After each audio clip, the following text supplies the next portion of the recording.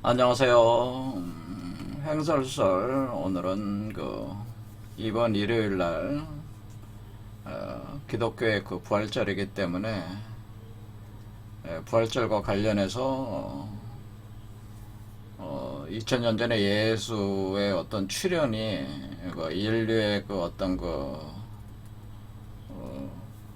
상승 과정, 그것을 보통 이제는 예수의 재림과 휴거, 구원, 대속 이런 걸로 이제는 연결이 되는 건데, 이런 개념들하고 부활절과 관련된 상징들, 그러니까 토끼라든가 달걀을 왜 상징으로 쓰느냐, 이런 부분들에 대해서 한번 살펴보려고 합니다. 일단 제가 지금 이 듀아TV 채널에서는 기독교 관련된 강좌가 하나 계속 진행이 되고 있는데, 바로 요한계시록이거든요. 그래서 요한계시록이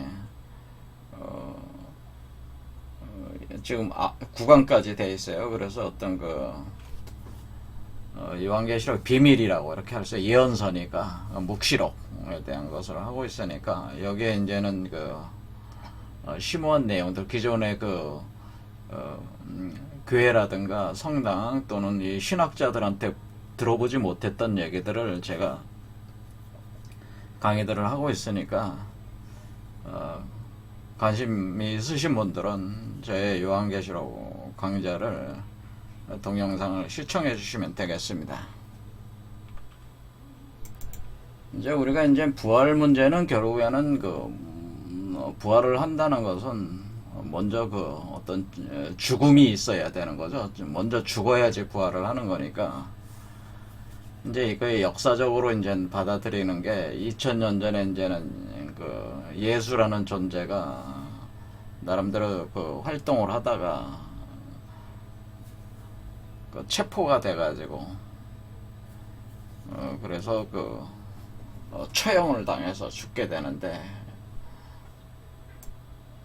근데 이제 십자가 처형을 당하는 거죠. 그러니까 이 그림이 이런 식으로 돼 있어요. 그러니까 좌우에 강도와 도적에 매달려 있고, 가운데에 십자에 매달려 이렇게 이제 죽음을 당하게 되는데, 여기 이 위치가 히브리어로 골고다라고 하는, 골고다 언덕이라고 하는 거죠. 그래서 그거를 번역하면은 해골산이다라고 하는. 그리고 여기가 그리스어로 번역을 하면은 갈보리 또는 카르발리라는 말로 번역. 카르발리. 그러니까 발음이 제대로 하면은 카르발리가 된다는 거죠. 갈보리가. 네. 그런데 이게 유대교의 전승에 의하면은 이 골고다 언덕이라고 하는 이 장소가 대홍수의 노아 이후에 아들 샘함 야벳이, 그리고 노아 부부하고 샘함 야벳의 각 부인들 해가지고 총 8명이 노아 방주를 타고 대홍수를 이제는 견뎌낸 거죠. 그런데 전승으로는 노아 방주에 멜기세덱이라는 제사장, 대제사장과 그의 딸들도 같이 노아의 방주에 있었던 걸로 알려져 있습니다. 그래서 그때 당시 이제 셈과 멜기세덱이 아담의 시체를 찾아가지고 골고다에 묻었다고 합니다. 그러니까 여기에 골고다 언덕에는 아담의 시체가 여기에 묻혀 있다고 하는 거예요. 그리고 또 전승에 선악과 사건 때에 이불을 유혹을 해가지고 선악과를 취하게 한 존재가 뱀으로 알려져 있지 않습니까? 그래서 저주받은 뱀이네. 그래서 하나님께서 저주를 하셨다. 그래서 저주받은 뱀도 여기에 묻혔다고 하는 거죠. 그러니까 이 장소는 굉장히 특별한 장소라고 하는 거예요. 아담이 묻혀있고 저주받은 뱀도 묻혀있는 이곳에서 바로 예수라는 존재가 십자가 처형을 당했다, 그런 의미라는 거죠. 십자가 처형을 당한 뒤에 이제 시체가 수습이 돼가지고 그 골고다 언덕 아래에 돌무덤이 하나 있었다고 하네요. 돌무덤이. 그런데 이 돌무덤과 이 십자가 처형 장소인 골고다 이쪽 지역이 사실은 예수 주변에 그 측근으로 활동했던 유대인, 유대 노인이 한 사람이 있었는데 굉장히 지위가 좀 있었던 사람인데 그 사람이 이제 아리마대 요셉이라는 사람이 있었어요. 아리마대 요셉이 소유한 장원이라고 하는 거죠, 여기가 사실은. 그래서 아리마대 요셉이 예수의 시체를 수습을 해서 자신의 소유니까 이 무덤도 자신의 가족이 소유한 거예요. 그러니까 자신의 가족을 위해서 쓰던 그 무덤에 여기 비어있는 무덤이었어요. 거기다가 예수를 여기다가 안치를 하게 되는 거죠. 그래서 아리마대 요셉은 이런 과정에서 예수가 이때 당시에 십자가 처형을 당할 당시에 예수의 옆구리를 창으로 찌른 로마 병사가 있었습니다. 로마 병사가 예수가 진짜 죽었나 확인해 보기 위해서 옆구리를 창으로 찌르는데 그걸 롱기누스 창이라고 하는 거죠. 롱기누스 창.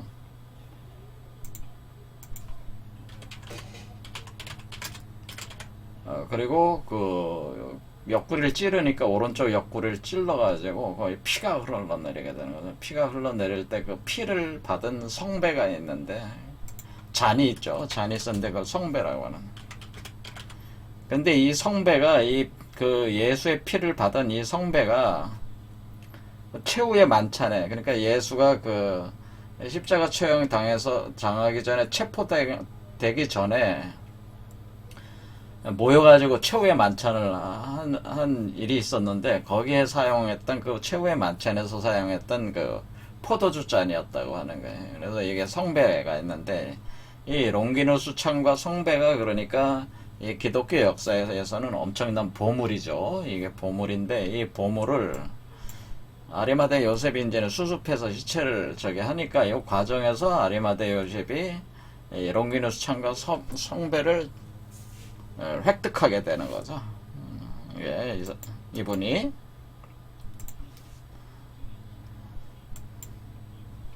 그래서 이분이 이제 전승에 의하면은 뭐냐면 아리마대 요셉이 롱기누스 창과 성배를 수습을 해서 예수 처형 이후에 승천 이후에 부활하고 승천한 이후에 이 창과 성배를 가지고 프랑스로 건너갔다가 다시 영국으로 건너가지고 거기서 이제는 여러분들이 아시는 분들이 있을지 모르겠지만은 아더왕 이야기에 보면은 성배기사단 나오잖아요. 성배기사단의 성배를 찾는 그런 모험담이 있는데 거기에 성배를 가지고 있는 사람이 어부왕이거든요. 어부왕. 그래서 이 어부왕이라고 있는데 이 어부왕이 바로 아리마대 요셉의 후손으로 알려져 있는 거죠. 아리마대 요셉의 후손으로 어부왕이 알려져 있다. 그런 거죠. 이게 성배. 그렇던데 이것도 상당히 상징적인 얘기들이에요.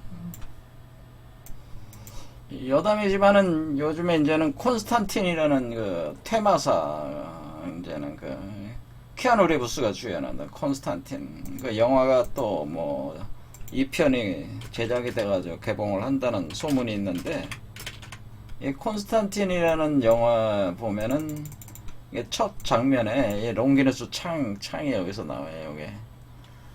그래서 이 롱기누스 창을 가진 자가 세계를 지배한다. 그런 얘기가 있습니다. 그래서 요 영화 내용이. 그래서 이 보물이죠. 보물 중에 이걸 가진 자가 세계를 지배하니까 히틀러도 욕심을 냈다. 그런 얘기예요. 그래서 이 창과 성배는 굉장히 상징 심볼 체계에서는 굉장히 심오한 의미들이 있습니다. 근데 오늘 설명을 할 수는 없고 그냥 부활절 얘기를 하겠습니다. 어쨌거나 그 예수라는 존재가 이 아리마대 요셉 소유의 그 돌무덤 속에서 이게 3일 동안 있다가 이제 부활하는 거죠. 부활해가지고 나왔다 그런 얘기입니다. 그게 이제는 그걸 그 기리기 위해서 만든 그 명절이죠. 명절. 그 명절이 부활절이라고 하는 거죠. 그런데 이 부활절 날짜가 그 각 그 종파라든가 이런 것보다 서로 막 다르게 의견들이 막 충돌해가지고 부활절 날짜는 어차피 이거는 부활한 실제 그 날보다는 어떤 그 의미를 가진 날로 해가지고 이렇게 다시 그 설정을 이렇게 하는 게 의미가 있다. 뭐 그런 개념이 돼가지고 현재 기독교에서는 이 부활절이라는 날짜를 실제로 부활한 날이 아니라 이 어떤 상징적인 어떤 의미를 가지고 있는 어떤 특정한 날을 그 부활한 날이라고 이렇게 해서 그 축제를 한다 그 얘기죠. 근데 이 부활절이 그럼 언제냐면은 여기 부활절을 이스터라고 합니다. 이스터 부활절. 보겠습니다. 이스터, the day of resurrection이니까 resurrection, 부활이라는 거잖아요. 부활의 날, 이스터, 부활의 날, 부활절. 그러니까 이 부활절이라고 하는 것은 지금 어떻게 정해졌냐면은 그 325년에 콘스탄티누스 1세 황제, 그러니까 콘스탄티누스가 기독교를 공인했잖아요. 313년에. 그래서 이때 하고 공인이 되니까 그때부터 이제 기독교가 숨어서 이렇게 포교 활동을 하다가 이제는 공인이 313년 되니까 막 각 지방마다 나름대로 활동하던 뭐 주교들이 거기 한뭐 우두머리급들이죠. 우두머리급들이 나오면서 그러니까 예수는 이러한 존재다 이런 서로 의견들이 막 다 다른 거죠. 막 그냥 그러니까 예수에 대한 생각이 다 다른 거야. 그러니까 왜 만나가지고 이렇게 뭐 할 새도 없이 그냥 각 지역에서 한마디로 우두머리들이 있다. 우두머리들이. 그래서 콘스탄티누스가 이게 예수에 대한 그것을 완전히 체계를 잡아야 되니까 그거를 한 게 니케아 공의회라고 하는 겁니다. 니케아 공의회가 열게 된다는 거죠. 그러니까 이때 니케아 공의회에 각지의 유력한 주교들, 그 지역의 한마디로 대빵들이죠. 한마디로 한행세하는 종교, 기독교 리더들이 니케아 공의회를 열어가지고 예수에 대한 다양한 이론, 종교 이론 체계를 이렇게 구성을 하게 되는 거죠. 이렇게 할 때에 이때 이제 정하게 되는 거죠. 이때 부활절을 어떻게 하기로 한 거냐면은 춘분 이후에 첫 번째 보름날, 보름을 우리가 이제 보름이라고 하는 건 우리가 보름달이 뜨는 날이잖아요. 그러니까 만월. 그러니까 이게 가득 찬 만월. 첫 보름 이후에 그러니까 춘분 이후에 춘분이 기준이 되죠. 춘분 위에 첫 보름 위에 안식일 다음 날, 그러니까 일요일, 그러니까 이게 첫 보름 이후에 안식일. 그러니까 첫 보름달이 뜬 이후에 안식, 일요일, 첫 번째 일요일이 되는 거죠. 첫 일요일. 안식일이라기보다는 일요일. 이렇게 하겠습니다. 그러니까 부활절은 춘분 첫 보름달이 뜬 이후 그런데 만약 그 보름달이 일요일인 경우에는 그 다음 주 일요일이 부활절로 이렇게 하기로 해요. 이때, 그러니까 부활절이 실제적인 부활한 날을 잡은 게 아니고, 요렇게 어떤 그 상징적인 의미를 가진 요렇게 잡은 거예요. 왜 이렇게 잡았냐? 근데 다 심오한 의미가 있는 겁니다. 그러니까 325년에 한 니케아 공의에서 정했다고 하는 거죠. 이렇게 니케아 공의에서 정했다라고는. 그러면은 여기서 이제는 그러면 이 부활절이 이제 오게 돼서 그러니까 여기서 부활한 날을 이렇게 그러니까 어떤 그 회의로 이렇게 정한 거라는 거죠. 실제로 그런 게 아니라 회의를 통해서 이렇게 정한 겁니다. 이렇게 정했다. 그런데 왜 춘분 이후에 그 보름달 이후에 그 뜬 이후에 그 첫 번째 일요일로 정했냐? 그게 이제는 그렇게 정하는 이유가 있는 거예요. 사실 뭐가 있어요. 상징 체계가 있어요. 그래서 이 부활절이 이제 4월 4일 이제 이번에 부활절이 오면은 주로 이제 부활절 오면은 하는 게 뭐냐면은 달걀 굴리기 같은 달걀과 관련된 것들을 많이 한단 말이에요. 달걀 그러니까 이 토끼와 달걀 부활절 토끼와 달걀이 유명하죠. 그래서 부활절 토끼와 달걀. 그래서 우리가 그러니까 부활을 한다는 것은 부활하는 것을 어떻게 돼요? 알을 깨고 나오는 것으로 상징했다고 하는 거죠. 그래서 알을 깨고 나온다고 하는 거죠. 알을. 그런데 여기 왜 토끼가 이렇게 나왔냐? 근데 왜 토끼하고 이렇게 관련이 되는 거냐? 이거는 이제 보통 이제 알려진 얘기로는 어떻게 됐냐면은 유럽의 봄의 여신이라고 있습니다. 봄의 여신인 에오스트레라고 했다는 거예요. 에오스트레가 그러니까 우리가 부활절이라고 할 때 이스터라고 하는 거잖아요. 이스터. 그러니까 부활절이라는 말 자체는 원래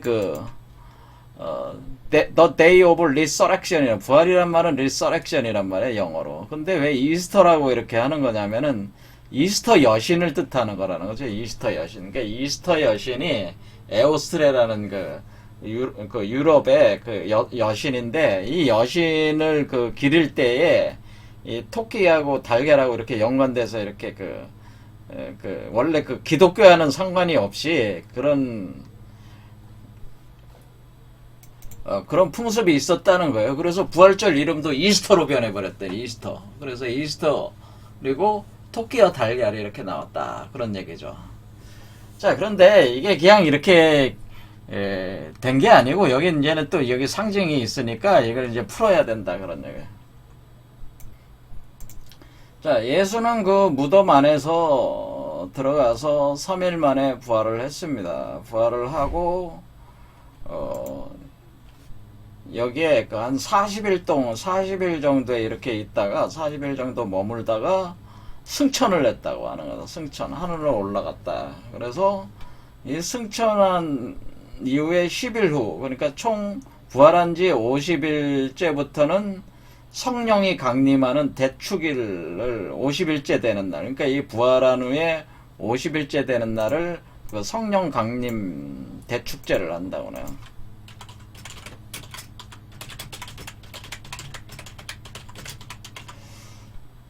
왜 그러냐면은 예수가 지금 십자가 처형을 당해서 무덤에서 죽어서 3일 만에 부활해가지고 40일 동안 이 세계에 있다가 승천을 했는데 그 다음에 예수가 원래 복음서들을 보면은 특히 요한복음서 보면은 내가 다시 이 땅에 온다고 그랬어요. 여기에 다시 오는데 뭐로 온다고 그랬냐면 보혜사 성령이 돼서 온다. 성령이 돼서 온다고 했기 때문에 그러니까 이게 어떻게 보는 거냐면은 40일 동안 있다가 올라간 뒤에 10일 후부터 성령으로 내려온다는 거죠. 그러니까 예수가 보혜사 성령으로 온다고 하는 겁니다. 그러니까 이 개념이 그러니까 예수가 재림을 어떻게 하는 거냐? 예수 재림은 성령으로 들어오는 것이다. 그런 얘기죠. 예수는 성령으로 임한다 이런 얘기죠. 보혜사 성령으로 임한다. 언제부터? 여기 이제 그 기독교적 축제나 이런 내용을 보면 결국 예수가 승천한 뒤 10일 후부터 예수가 이제 보혜사 성령으로 이 세계에 지금 내려오고 있다고 하는 거죠. 그러니까 그러면은 여러분이 그 기독교적인 그 관점으로 볼 때 그 예수가 지금도 성령으로 계속 내려오고 있는 거예요. 성령으로 임재하고 있는 거죠, 사실은.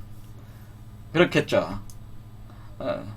지금도 예수가 계속 성령으로 임재하고 있어요. 근데 예수가 그러니까 예수가 재림을 하고 있는 거잖아요, 사실은. 성령으로 재림을 하고 있는 거란 말이에요, 예수가. 그런데 사람들은 그 예수가 따로 한 사람이 이렇게 나오는 걸로 이렇게 보통 할 때, 예수가 진짜 따로 하나의 존재가 돼서 이렇게 구름 타고 내려온다, 이렇게 생각하는데, 그런 방식으로 이제는, 그건 이제 다른 의미에서, 그건 제 요한계시록 강좌를 보면 금방 이해가 돼요. 그런 내용이 아니고, 원래 예수는, 예수 그리스도라고 하는 존재가 된 거죠. 바로 예수 그리스도. 바로 메시아로서의 예수 그리스도, 크라이스트라고 하는 이 존재는 보혜사 성령에 대해서 여러분한테 계속 임재를 하고 있습니다. 네, 기독교적인 관점에서 그렇습니다. 그래서 그 기독교적인 관점에서 그럼 예수가 어떻게 재림을 하고 여러분들을 다시 어떻게 휴거를 시키고 여러분도 마찬가지로 부활을 시켜 나가고 승천을 하게 만드는가, 이거를 이제는 그 메커니즘을 설명하면서 왜 부활절 토끼가 나오고 달걀이 나오고 왜 그 부활절이라고 하는 것이 왜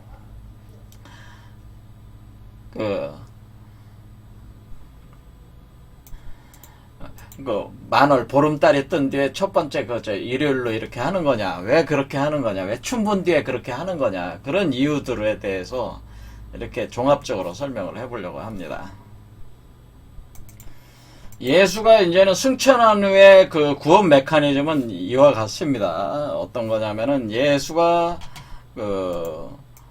보혜사 성령으로 여러분 몸 안에 이렇게 내려와요. 내려올 때 어떤 식으로 내려오냐면 하얀 비둘기처럼 내려오는, 하얀 비둘기와 같은 성령으로 내려오게 되네. 하얀 비둘기 같은 성령. 그러니까 하얀 비둘기 같은, 그러니까 비둘기라고 그러죠. 비둘기. 그러니까 성령이라고 하는 것은 이 비둘기로 많이 의미가 비둘기로 표현되는 거예요. 성령이 비둘기같이 임재한다고 하는 거죠. 그렇게 할 때 이것이 보혜사 성령이라는 거죠. 그러니까 보혜사 성령이 비둘기같이 여러분한테 몸으로 들어오는 거예요. 그러니까 이렇게 보혜사 성령이 비둘기같이 몸으로 들어오는 겁니다. 이것이 성령이 임재하는 거죠. 그럼 여러분 몸속에 비둘기 같은 성령이, 보혜사 성령이 예수 그리스도 하늘에 지금 승천했으니까 위에 있을 거 아닙니까? 그러니까 이렇게 내려온다 이거, 여러분 몸속에다가. 이렇게 내려올 때 여러분은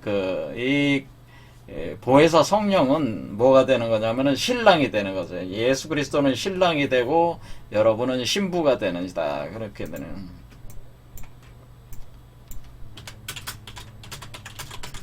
신랑이요, 사람은 신부가 된다. 그래서 사람은 어떤 거냐면은 예수 그리스도를 성령으로 받아들이는 사람은 신랑을 맞는 신부가 된다. 그런 얘기예요. 그러면은 성령이 임재한 사람 몸에는 뭐냐면은 성령의 결과로 인해서 성령과 같은, 그러니까 이게 신부가 결혼을 하면은 뭐야 돼? 부부지간이 되는 거니까, 부부지간에는 부부의 확실한 증거물이라고 하는 것은 자식을 통해서 결과지어져야 되는 거잖아요. 그러니까 여러분 몸속에 예수 그리스도 성령과 닮은 존재가 하나 여러분 몸속에 잉태가 되는 거예요. 요게 이걸 이렇게 여기다 그려놨어요. 요게 그러니까 이 예수 그리스도의 성령을 받아들여서 여러분이 잉태하게 되는 하나의 존재가 있는데, 이게 바로 여러분 몸속에서 이렇게 잉태가 된다고 하는 거죠. 이렇게. 그러면은 이것은 그 여러분과 그 신랑과 신부 속에서 나온 그 존재란 말이에요. 그러니까 여러분 자신은 사람은 어떻게 하냐면은 요 존재로 여러분의 영혼이라고 하는 것이 요 존재로 합해 들어가는 거란 말이에요. 그러니까 왜냐면 그 보혜사 성령과 여러분의 혼이 합해가지고 요게 된 거기 때문에 이게 그러니까 요 존재가 뭐라는 거예요. 요 존재가 바로 그 보혜사 성령 예수 그리스도 보혜사 성령과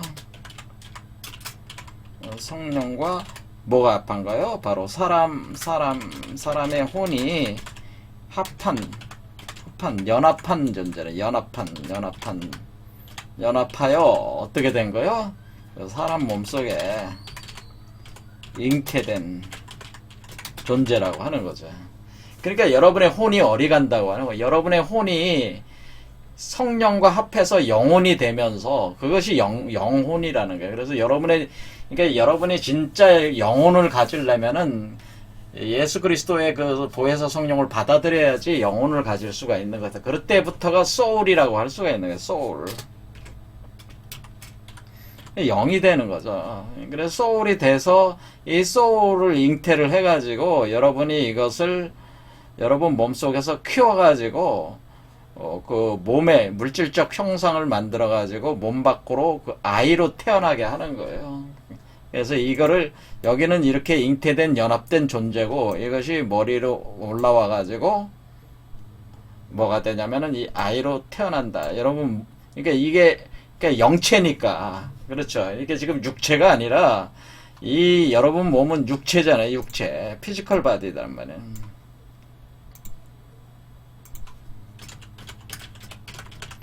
피지컬 바디는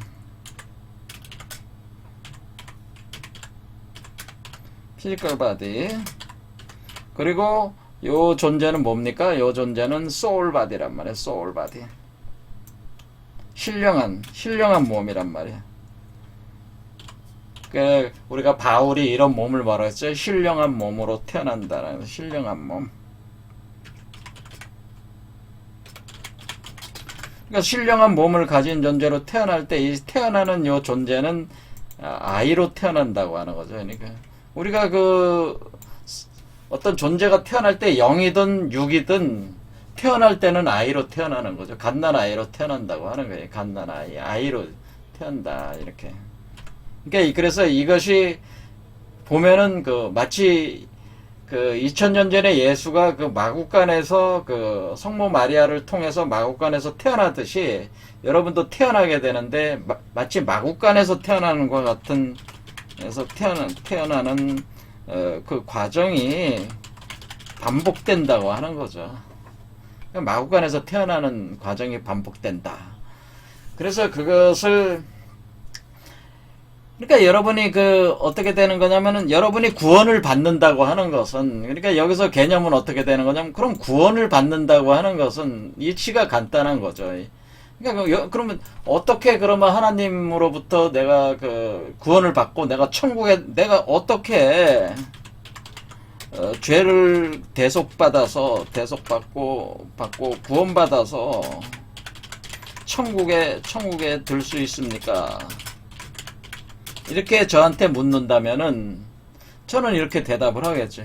그거는 여러분이 그 예수 그리스도의 보혜사 성령을 받아서 여러분의 혼과 연합을 하시고 여러분 몸에 그 영체 신령한 몸을 잉태를 해가지고 여러분 몸 밖으로 출산을 하십시오. 그러면은 여러분은 혼이 이 육체는 버려도 여러분의 혼이 그 영체와 합한 거니까 그것으로서 여러분은 구원을 받게 되는 것이 됩니다. 그것이 바로 천국에 들어가는 것입니다. 이렇게 얘기하게 돼. 그래서 그것이 바로 죄를 대속받는 겁니다. 대속받는다고 하는 것은 예수 그리스도의 성령을 받아들인 우리가 성령을 받아들인다고 하는 것은 예수의 피와 살을 받아들이는 것과 같은 거예요. 보혜사 성령을 받아들이면 예수 그리스도의 피와 살을 받아들입니다. 그러니까 예수의 피로 인해서 보혜사 성령이 주는 예수 그리스도의 피와 살을 통해서 여러분은 깨끗하게 죄와 무관한 존재가 돼가지고 그러니까 예수의 피와 살이 대속을 해준 거죠. 그것을 통해서 대속이 된 거죠. 그래서 여러분이 구원을 받았다고 하는 것은 죄의 상태에서 벗어났다는 거고 그렇게 해야지 천국에 들 수 있다 이런 얘기죠. 그러니까 이런 메커니즘으로 진행이 되는 겁니다. 그러면은 여러분들이 딱 보시기에 어떻게 되는 거냐면은 그러니까 여러분도 결국에는 여러분의 몸은 무덤이란 말이에요. 여러분의 몸이 무덤이기 때문에 여러분의 몸인 무덤으로부터 나오는 것이다. 여러분의 현재 몸은 뭐예요? 여러분의 혼을 묻고 있는 이 피지컬 바디라고 하는 것은 뭐다? 무덤이다 라고 하는 거예요. 무덤. 현재 여러분의 피지컬 바디는 여러분의 혼을 가두고 있는 무덤과 같은데 이 무덤을 열고 나오는 것이기 때문에 여러분이 이 과정에서 이 몸에서 혼이 떠나서 이 존재로 갈 때 여러분은 죽음을 경험하게 되고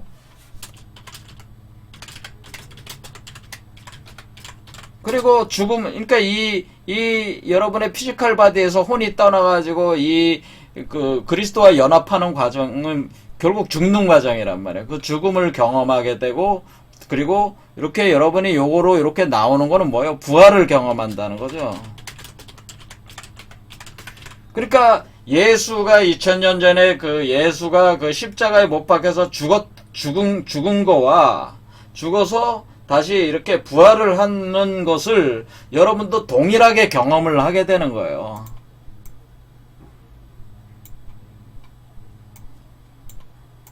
그러니까 바로 바울이 얘기했던 것도 이런 얘기다 그런 얘기죠. 그러니까 예수의 부활이 2000년 전에 그냥 그때 끝난 게 아니고 지금 현재적으로도 존재하는 그리스도인에게는 예수를 믿는 자들에게는 존재하는 역사적 사실이다라는 지금 여러분 몸 자체에서 일어나는 바로 지금 여기서 일어나야 되는 사건이 돼야 된다고 하는 것이 바로 바울이 줄기차게 주장을 했던 거예요. 그러니까 여러분도 뭐가 되는? 여러분도 결국에는 죽고 부활함이 같이 경험을 하게 돼. 이 과정에서 죽고 부활하는 걸 경험을 하게 되는데 죽는다고 하는 것은 골고다 언덕에서 죽는 거잖아요. 지금 골고다 언덕. 그러니까 지금 우리가 예수의 죽음과 부활이라고 하는 것이 여러분의 몸 안에서 체현이 된다고 하는 거죠. 그러니까 이게 지금 어떤 과정이냐면 예수가 역사적으로 겪었던 죽음과 부활과 승천의 과정이라고 하는 것이 여러분 몸 안에서 다시 반복된다고 하는 거죠. 그러니까 2000년 전 예수의 죽음과 부활 승천 과정은 뭐야? 역사적 사건이 사람 몸 안에서 재현된다. 반복된다고 하는 거죠. 그 반복이 어떻게 되냐? 여러분 자신은 기독교인 한 사람 한 사람에게 그것이 반복이 될 때, 그때 바로 대속을 받은 것이고, 구원을 받은 것이고, 그것이 여러분 몸 안에서 이렇게 들어 올려진 거란 말이에요. 여러분의 영혼이, 여러분의 혼이 이 몸 안에 갇혀있지 않고, 이 승천으로, 한마디로 상승하는, 어세션하게끔 이렇게 들어 올려진, 그래서 그걸 휴거라고 하는, 그게 휴거라는 거예요. 이 휴거라고 하는 것이 이렇게 여러분 바깥에 이렇게 해가지고 구름에서 예수가 이렇게 여러분을 들어올리는 그런 육체적 휴거를 얘기하는 게 피지컬 바디의 휴거를 얘기하는 게 아니고 사실은 영체, 소울 바디의 휴거를 얘기한 것이었다고 하는, 신령한 몸의 휴거를 얘기한 것이지 피지컬 바디 휴거를 얘기한 게 아니다. 그런데 세상에서 휴거하면서 종말론을 주장하는 사람들이 뭐예요? 이거 말하면 육체적 피지컬 바디의 휴거를 자꾸 생각한단 말이에요. 그게 아니다 그런 게 신령한 몸의 휴거라고 하는 거예요. 그러니까 이 피지컬 바디는 버리는 거예요 사실은. 이 바디는 쓸모가 없어 나중에는 소울 바디가 구축이 되면은. 그래서 소울 바디를 구원을 하는 거예요. 들어 올리는 거야 하늘로. 자, 그러면 이런 것이 원래 예수 그리스도가 가르치고자 했던 거고, 예수 그리스도가 지금 현재, 보혜사 성령으로 여러분한테 계속 재림에 들어오면서, 그러니까 예수 그리스도도 어떻게 재림된 거예요? 이 존재, 자신의 성령으로 만들어진 이 존재 속에, 존재를 통해서 예수 그리스도가 재림이 된 거잖아요. 그러니까 이 존재를 카피해가지고 요게 나온 거잖아요. 그러니까 예수 그리스도가 재림한 거예요. 이게 자체가. 그러니까 이 과정 자체가 예수의 재림이고, 바로 휴거의 과정이면서 대속과 구원의 과정이고, 바로 부활의 과정이다라고 이렇게 하는 것이고, 그렇게 할 때 우리가 십자가에 못 박혀서 죽었다고 하는 개념은 뭐냐면은, 여기 골고다 언덕에서 죽을 때 뭐냐면은 이 그림이 잘 보여주고 있는데, 여기에 보면 뱀이 이렇게 뱀이 뱀 두 마리가 이렇게 올라와 있는데, 여기 원래 뱀 한 마리예요. 두 마리가 엮여져 가지고 한 마리가 되는 건데, 우리가 골고다라고 하는 게 뭡니까? 골고다라는 게 해골이란 말이에요. 해골. 여기 부분에 골고다라는 게 해골산이라고 돼 있죠. 해골. 그러니까 우리 몸 안에서의 그 역사적인 그 골고다는 지금 그 팔레스틴 지방의 예루살렘에 있는 그 거기 카르발리 그 언덕을 얘기하는 거지만은, 우리 몸 안에서의 그 골고다는 여러분의 해골이라는 거예요. 머리라는 거예요. 머리. 그러니까 머리. 여러분의 머리가 골고다라는 거예요. 그러니까 원래 이 존재가, 자, 이해를 돕기 위해서 제가 이 십자가에 이렇게 돼 있는 요게 이제는 이제 이게 여러분이라고 그랬죠. 요게 여러분이라고 그랬잖아요. 그러니까 여러분도 십자가에 못 박히는 거예요.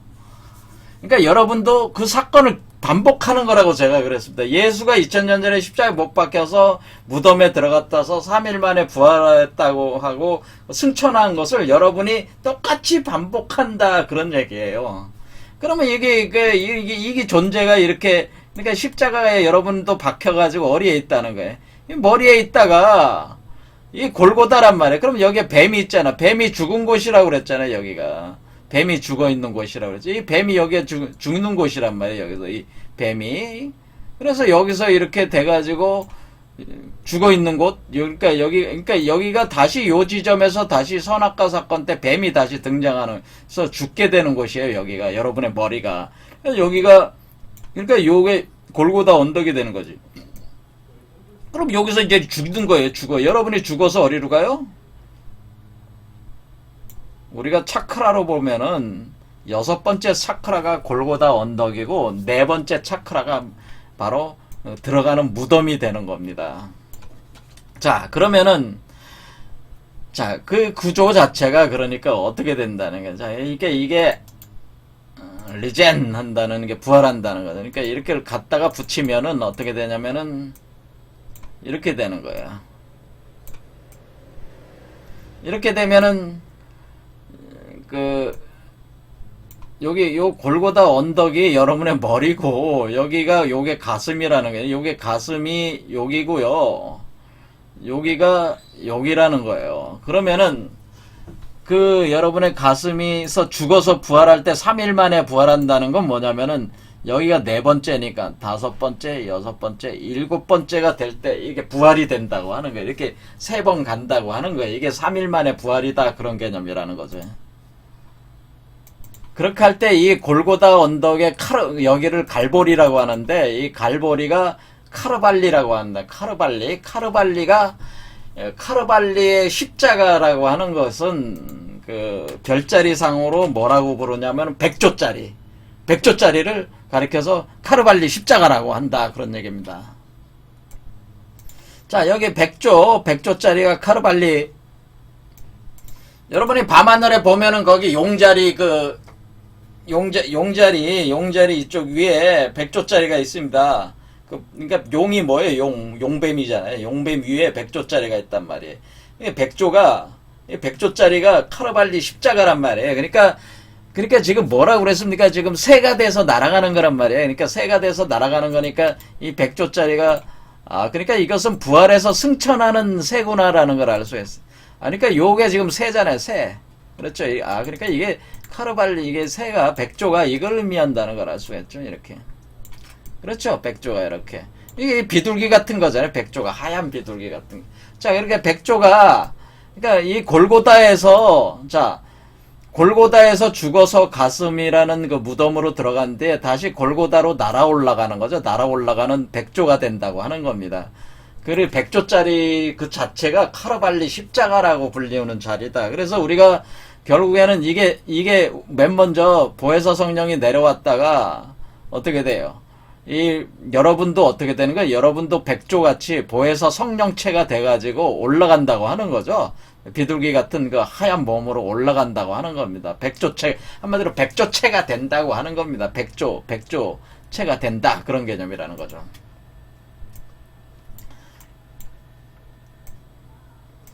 자, 그러면 우리는 왜 이 달걀을 가지고 부활절 달걀이라고 한다는 걸 알 수 있습니다. 왜 부활절 달걀이겠습니까? 부활절이 지금 우리가 여기 병아리가 나오는 거, 새가 새 알을 깨고 나오는 거잖아요. 새가 지금 백조가 날아오르려면은 이 새끼 백조, 그러니까 새가 알을 깨고 나온다. 그러니까 이게 새가 알을 깨고 나와야지 이게 백조가 될 거 아니에요. 머리 위로 날아갈 거 아니에요. 이게 새니까. 요 뱀에서 그거를 여기다 죽이고, 뱀을 죽이고, 새로 날아 올라가야잖아요. 그러니까 이 부활절에 새 알을 가지고, 계란을 가지고, 달걀을 가지고, 축제를 하는 게 너무나 당연한 거죠. 그리고 이게 뭐냐면은, 그러면 요 가슴에 있는 부분은 그럼 왜 토끼가 나옵니까? 그러면 토끼는 그 이치를 이해하려면은 요거 가지고.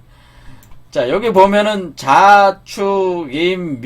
묘가 가슴이에요. 가슴. 그래, 묘가 토끼잖아, 토끼. 요게 네 번째란 말이에요, 네 번째. 여기에 죽어서 내려왔잖아요. 죽어서 내려왔으니까 여기가 토끼란 말이에요. 그러니까 토끼 이때부터가 결란이 시작된다. 알이 새 알이 이때부터 시작된다는 뜻이에요.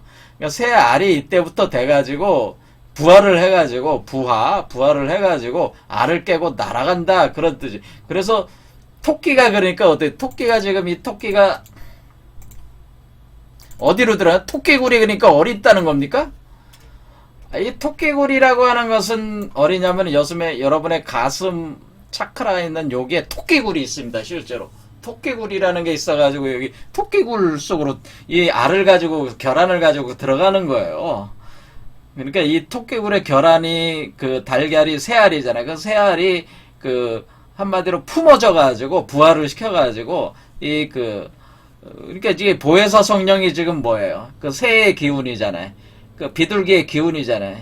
그렇죠. 이게 또 백조로 이렇게 또 표현하기도 하얀 새로 이렇게 기운이니까 품어가지고 새끼 백조, 새끼 비둘기, 새끼 병아리로 이렇게 깨고 나오는 거예요. 그래서 여기가 자축인묘가 되는 거예요. 그렇게 볼 때에 여러분이 딱 보면은 이 묘 자리에 뭐가 있습니까? 묘가 춘분이입니다. 춘분. 그러니까 이 자축인묘 진사 이렇게 갈 때 인묘진이 봄이란 말이에요. 봄. 여기 보이시는지 모르겠지만 봄. 그러니까 춘분 봄철이니까 뭐 이스터 봄의 여신. 여러분이 지금 어떻게 하시면 여러분이 지금 여자잖아요. 여자. 신부라고 그랬잖아요. 신부니까 여자잖아요. 그러니까 봄의 여신이요. 여러분이. 봄의 여신이 돼서 묘에서 요때가 바로 춘분이란 말이야. 춘분. 묘 자리가. 그래서 춘분에서 그런데 보름달이 떠야 되니까 그 이치는 어떻게 되냐면은 춘분을 지나서 첫 번째 그 보름달에 뜬 뒤에 태양이 뜨는 바로 그 일요일 날 됩니다 할 때는 뭘로 이렇게 봐야 되냐면은 원래 이게 두 개의 수레바퀴예요. 그래서 이렇게 돌아가서 보름달은 어디서 뜬다? 가을철에 청풍명월로 뜬다. 보름달은 여기서 뜨네. 여기서. 그러니까 여기 있잖아요. 묘진사 할 때 이게 묘진사. 요 진에서 보름달이 뜹니다. 이 위치상으로. 여기서 보름달이 뜨고, 그럼 태양이, 지금 여기는 지평선 위에 뜬 거고, 태양이 어떻게 해요? 정오를 향해서 가고 있는 거란 말이에요. 근데 여기서 어떤 현상이라냐면 태양과 보름달이 하나가 되는 현상이 여기서 일어납니다. 그것을 1월 합삭이라고 하는 거예요. 바로 요 일을 합작을 할 때가 바로 부활하는 때다 그런 얘기예요. 이렇게 태양이 달 속으로 들어올 때, 해를 품은 달이 될 때가 바로 예수 그리스도가 부활하는 그 이치, 그러니까 이 메커니즘으로 그렇게 돌아간다고 하는 겁니다. 자, 기독교 계통에 계신 분들은 이 메커니즘을 처음 들어보시겠지만은, 부활절을 왜 그렇게 봄철에 그 춘분을 기준으로 해가지고 첫 번째 그 보름달이 뜨고 그 다음 그 일요일로 그렇게 정하냐, 그것도 다 의미가 있는 거고 이게 맞는 얘기예요. 그 정확하게 니케아 공회에 모였던 주교들이 공부가 좀 된 사람들이죠. 공부가 좀 됐으니까 그렇게 딱 날짜를 잡은 거는 상당히 신묘하게 딱 짚은 거예요. 그리고 또 여기서 토끼가 그 부활절 계란을 가지고 한다는 게 어떤 유럽에서의 관습이 들어온 게 아니라, 관습이 들어와도 기독교는 원래 그런 거 싫어하니까 안 하면 되는데 왜 그걸 하겠습니까? 그리고 왜 부활절을 이스터라고 하겠습니까? 왜 그러냐면 우리가 에덴 동산은 어디에 있어요?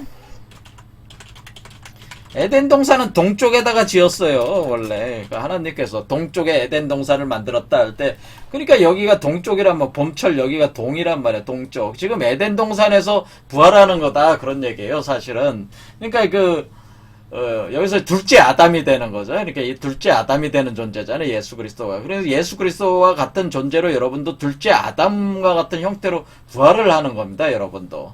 그래서 여기서 이 봄철에 바로 이스터, 바로 요 춘분점에서 이렇게 되고, 요 토끼는 바로 가슴 차크라에서 자축인묘, 이렇게 이게 딱딱 맞는다는 거예요. 이 이치는, 그러니까 무슨 말씀이냐면은, 우리가 이제 2000년 전에 예수 그리스도의 그 행사가 있었고, 죽어서 십자가에 처형을 당해서 죽어서 무덤에 들어가서 부활을 해서 승천을 하는 과정 자체가 그때 역사적 사건으로 끝나는 게 아니라, 여러분한테 그것이 반복이 될 때, 그 반복 과정이 보혜사 성령을 통해서 반복이 되는데, 그러니까 2000년 전에 예수가 겪었던 그 체험 구조가 그대로 여러분들도 똑같이 체험을 하는데, 그것이 중구난 방식으로 체험이 되는 게 아니라 어떤 법칙에 의해서 그것이 진행이 된다고 하는 것이고, 그 법칙의 메커니즘을 보여주는 게 토끼가 계란을 가지고